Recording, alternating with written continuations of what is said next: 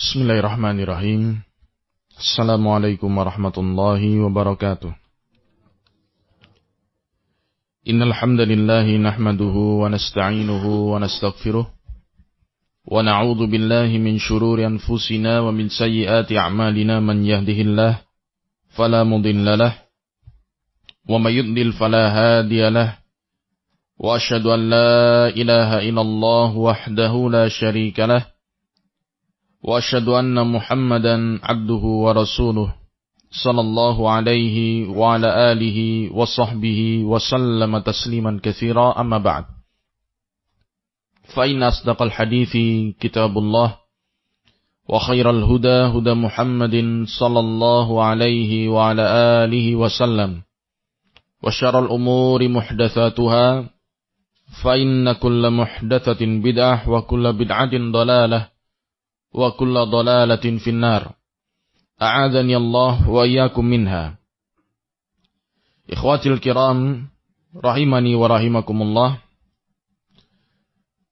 Setelah muallif menjelaskan tentang awal mula diutusnya Rasulullah sallallahu alaihi wasallam di masa di mana ketika itu manusia fi jahiliyatin wa amayah, di masa jahiliyah dan kebutaan, tidak bisa membedakan mana yang hak dan mana yang batil, Allah utus Nabiuna wa Rasuluna Muhammad alaihi salatu wassalam untuk menegakkan kembali agama yang telah bengkok, agar manusia mengucapkan la ilaha illallah sehingga mereka bisa selamat di dunia dan di akhirat.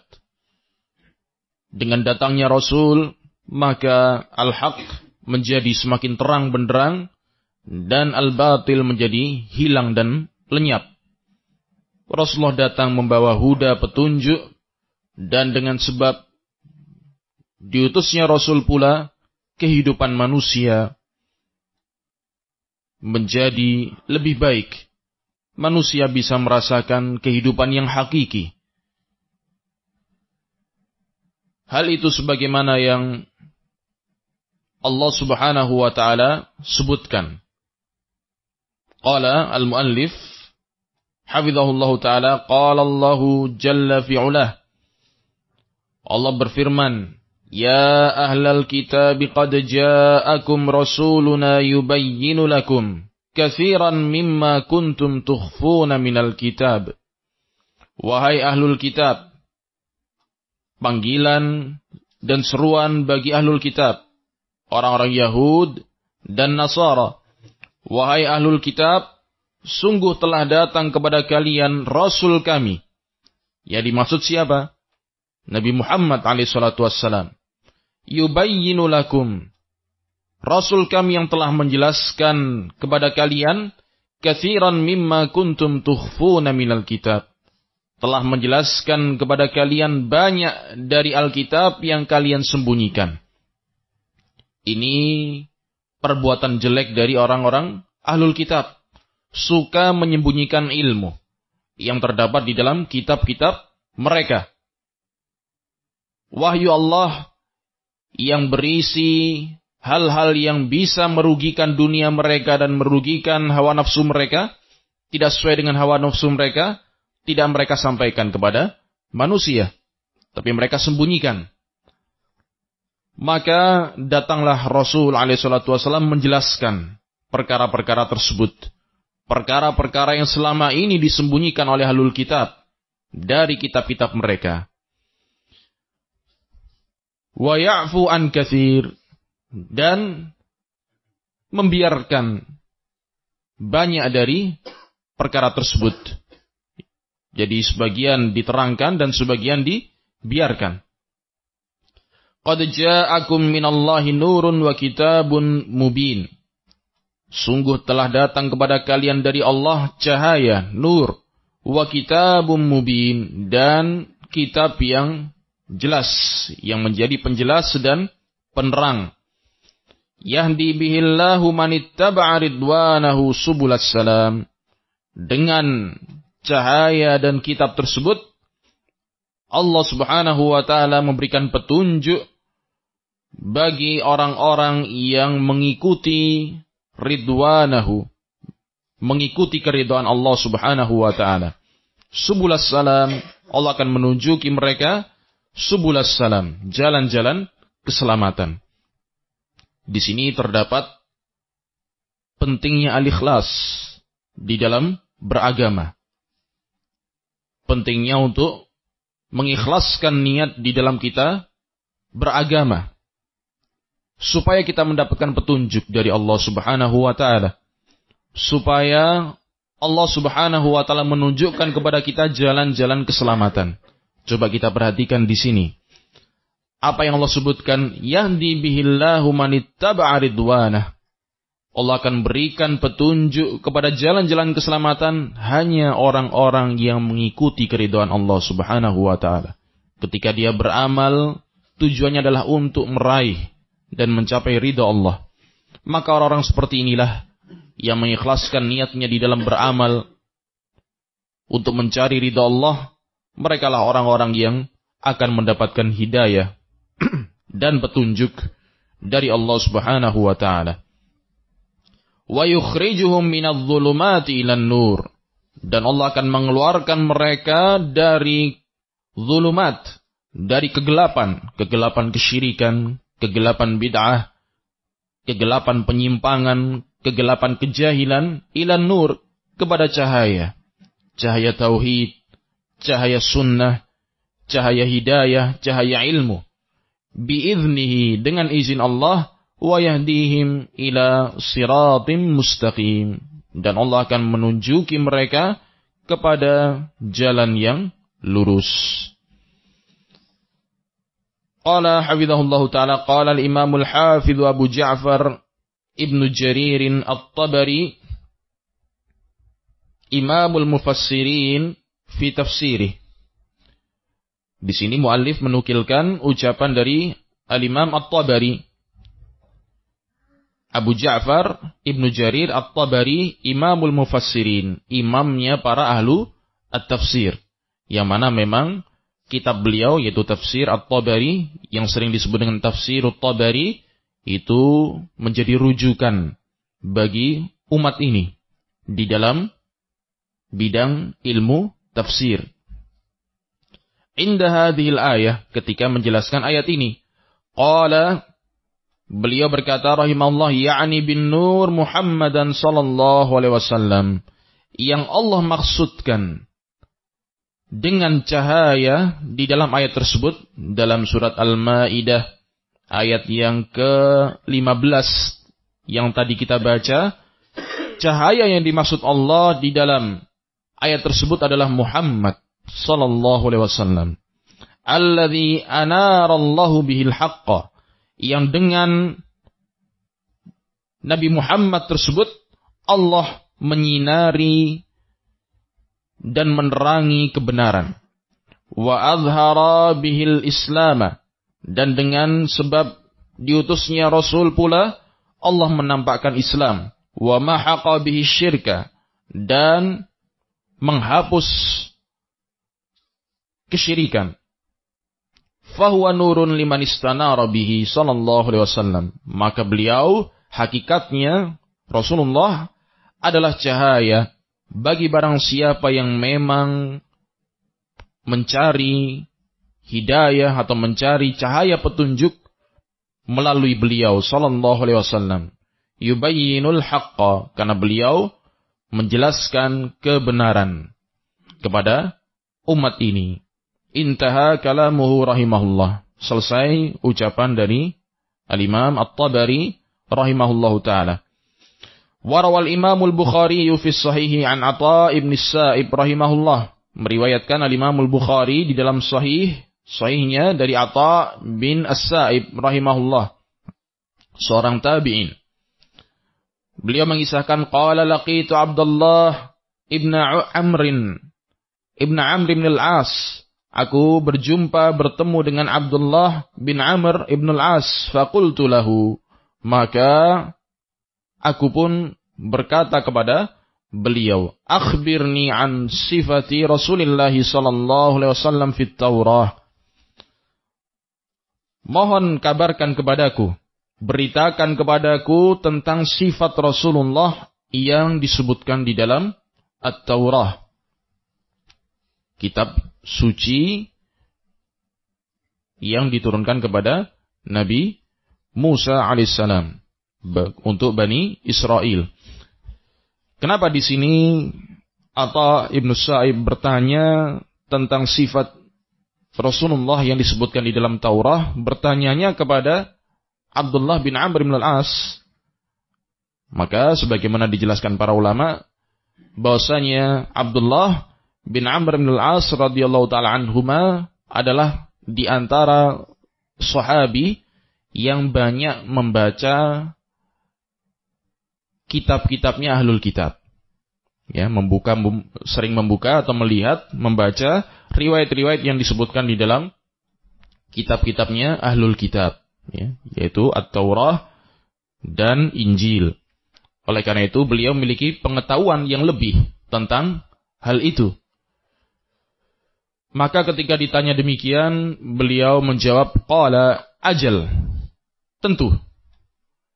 Wallahi innahu lamausufun fit Taurah bi ba'di sifatihi fil Quran. Demi Allah, sesungguhnya beliau disifati di dalam Taurat dengan sifat yang beliau disifati dengannya di dalam Al-Quran, dengan sebagian sifat yang ada di dalam Al-Quran. Jadi sifat-sifat Rasul yang disebutkan di dalam Taurah itu juga serupa dengan sifat-sifat beliau yang disebutkan di dalam Al-Quran.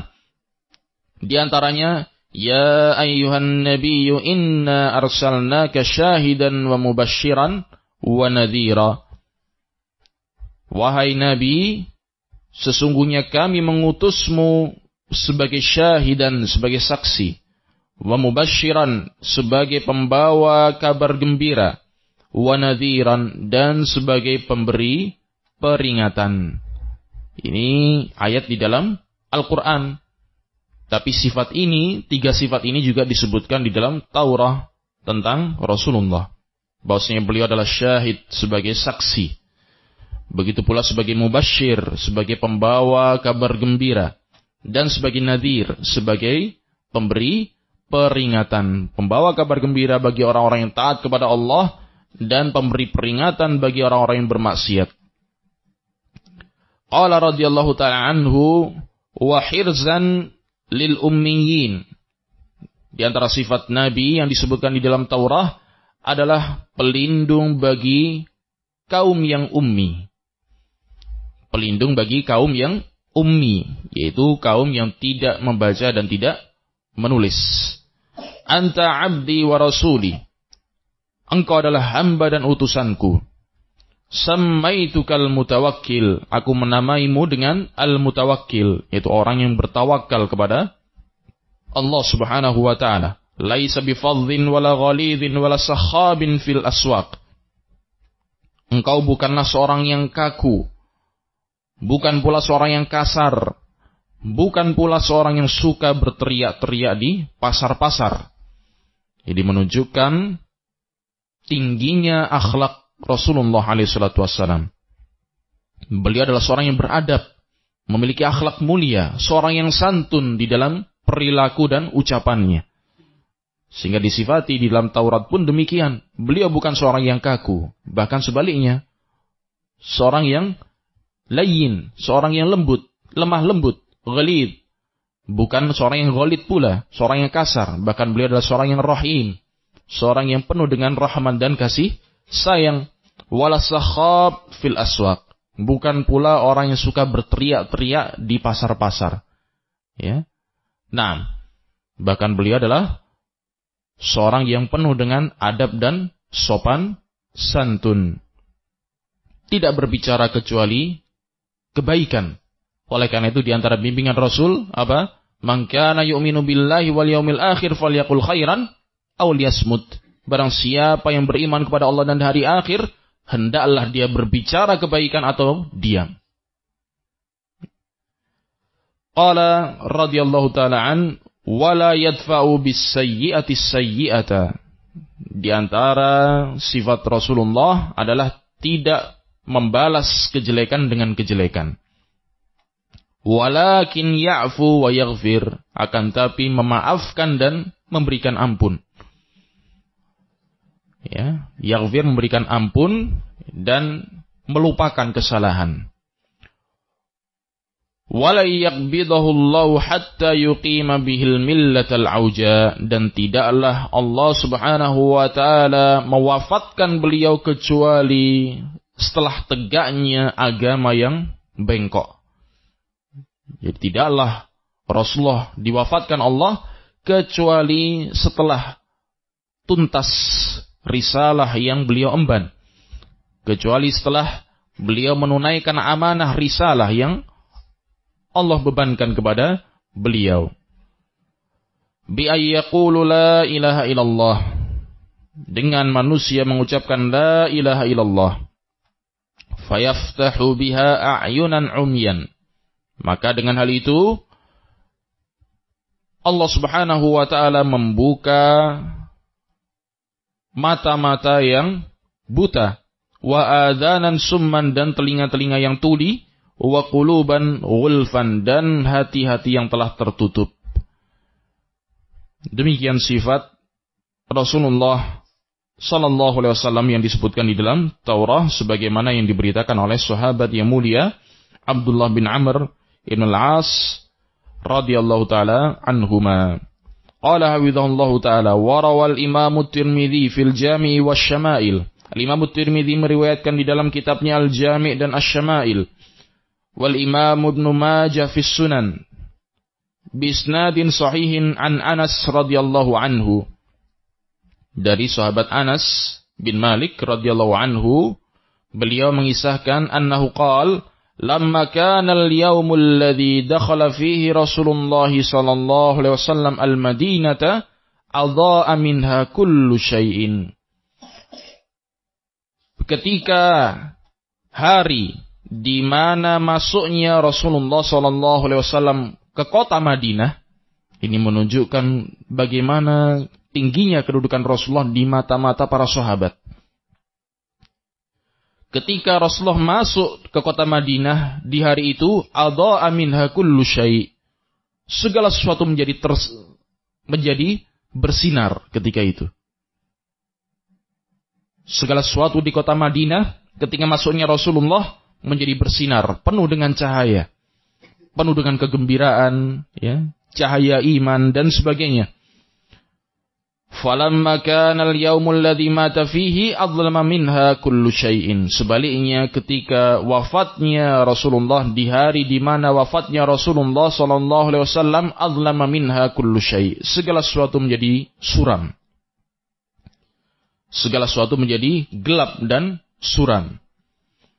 Walamma nafadna an Rasulillah sallallahu alaihi wasallam al-aidi wa inna la fi dafni hatta ankarna qulubana, dan ketika kami mengibaskan tangan-tangan kami dari Rasulullah dan kami sedang dalam keadaan menguburkan jasad beliau, ya, jadi gambarannya ini ketika para sahabat memasukkan beliau ke dalam liang kubur, ya, sambil mengibaskan tangan-tangan mereka, yaitu membersihkan tangan-tangan mereka dari sisa-sisa debu yang menempel.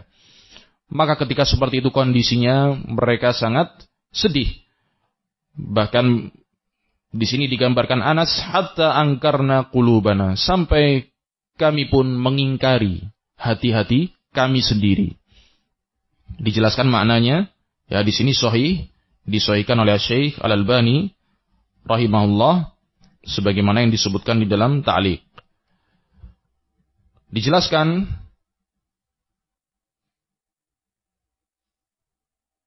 oleh Syekh Al-Albani di dalam ta'liq terhadap kitab Mukhtasar Asy-Syama'il Al-Muhammadiyah, dinukilkan di sini oleh muallif, wa hadha at-ta'bir, ungkapan ini, ta'birun 'anil law'ati bi faqdi sayyidil mursalin, adalah ungkapan tentang kesedihan yang amat mendalam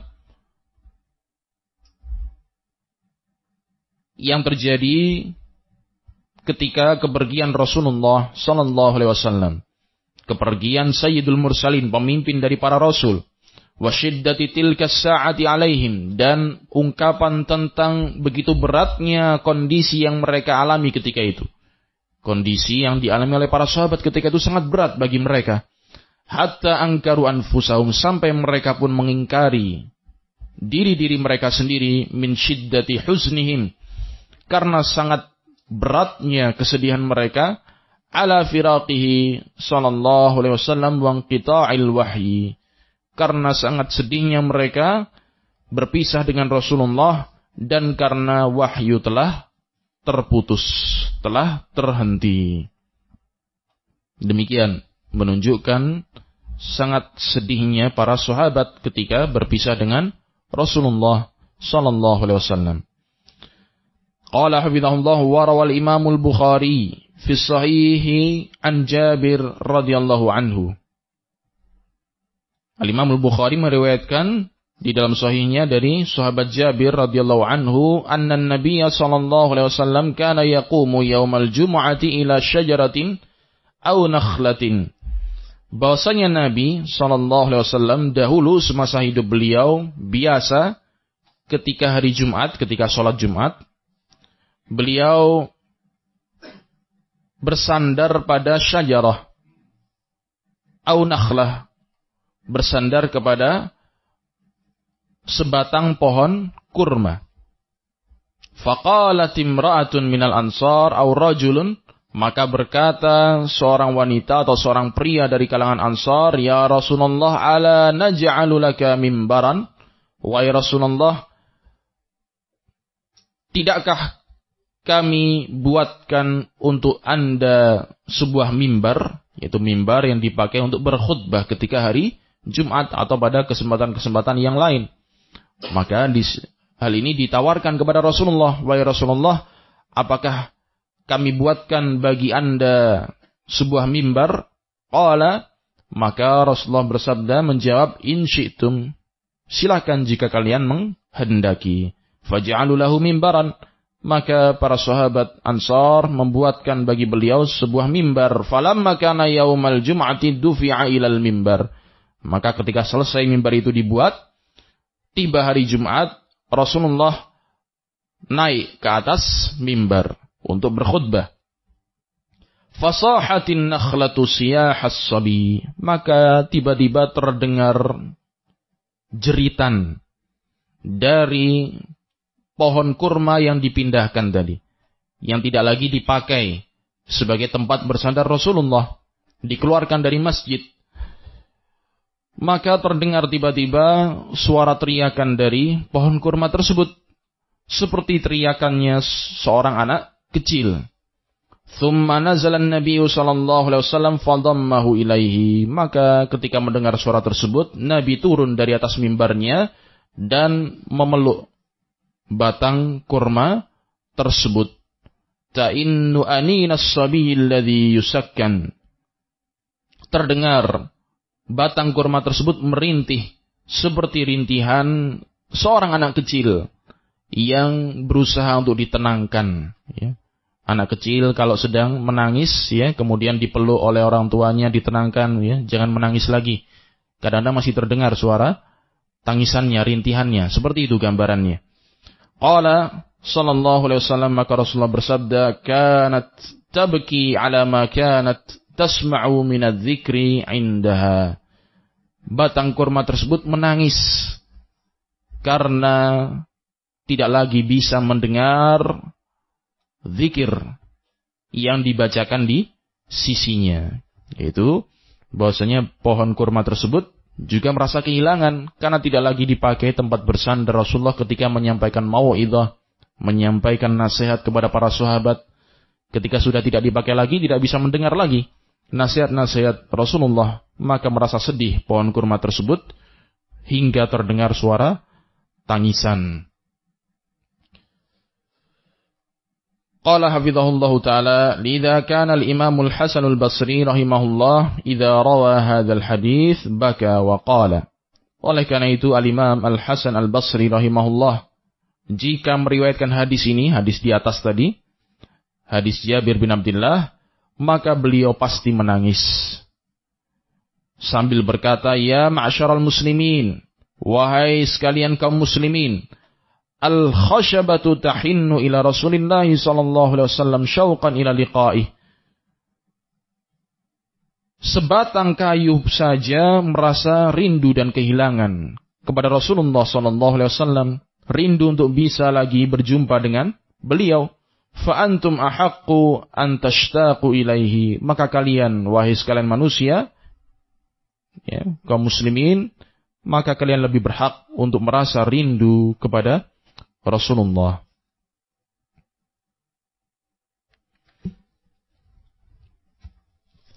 Qala hafizahullah ta'ala wa ba'da hadha tamhid, maka setelah pendahuluan ini, fal muhadaratu kama sami'tum unwanuha wasi'. Muhadarah ini sebagaimana yang kalian dengar, ya, judulnya adalah luas. Wa huwa ma hiya as-salafiyah. Judulnya luas, yaitu apa itu as-salafiyah. Walamma kana al-maqamu wal waqtu la yattasi'u litanawulil mawdu'i min kulli jawanibihi, ikhtartu jumlatan minan nuqati lil kalami 'alaiha. Karena kondisi dan waktu yang tidak mencukupi jika harus membahas topik ini dari seluruh sisinya dengan detail dan rinci, maka saya memilih beberapa poin untuk dibahas tentangnya. Di sini beliau menyebutkan beberapa poin pembahasan tentang judul ini. An-nuqtatul ula, poin yang pertama, bayanu ma'na salafiyyati fil lughah. Penjelasan tentang bayanu ma'na salaf fil lughah. Penjelasan tentang makna as-salaf di dalam bahasa Arab. An-nuqtatul tsaniyah, poin yang kedua, man humus salafu istilahan. Siapa yang dimaksud dengan salaf itu secara istilah. Jadi yang pertama penjelasan tentang makna bahasa. Secara bahasa salaf itu apa maknanya. Kemudian poin yang kedua, secara istilah salaf itu apa? Definisi dan maknanya. An-nuqtatu tsalitsa, poin yang ketiga, ba'dul musammayati syar'iyyati lis-salafis salih. Sebagian penamaan syar'i bagi salafus salih. An-nuqtatu rabi'ah, poin yang keempat, hukmut tiba'i wal intisabi ila salafiyah. Hukum untuk mengikuti dan menyandarkan diri kepada as-salafiyah. Hukumnya apa? Mengikuti salafiyah, begitu pula menyandarkan diri kepada as-salafiyah, itu hukumnya bagaimana? Ini pembahasan poin yang keempat. An-nuqtatu al-khamisah, poin yang kelima, fadlut tiba'i salafi was salafiyah. Keutamaan mengikuti salaf dan salafiyah. An-nuqtatu sadisah, poin yang keenam, simatu wa ma'alimul manhajis salafi awis salafiyah. Ciri khas dan karakteristik dari manhaj as-salafi. Begitu pula as-salafiyah. Apa ciri-ciri khas dari manhaj salaf dan salafiyah? Begitu pula karakteristik yang menjadi keistimewaan bagi manhaj as-salafi.